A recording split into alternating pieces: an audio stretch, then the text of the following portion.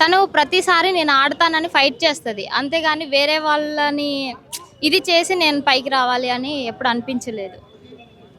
వేరే వాళ్ళకి తెలియకుండా వాళ్ళది చెయ్యాలి.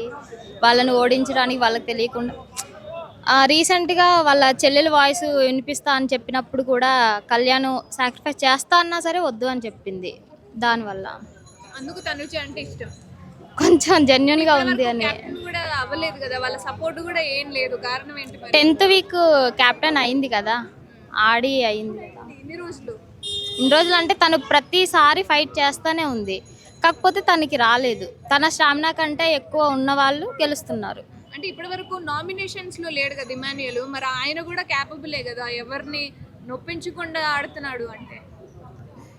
అది చూడాలి ఇంకా మనం. మన ఫేవరెట్ అయితే తనూజ అంతే. సుమన్ శెట్టి గారు ఎలా ఆడుతున్నారు? బాగా ఆడుతున్నారు.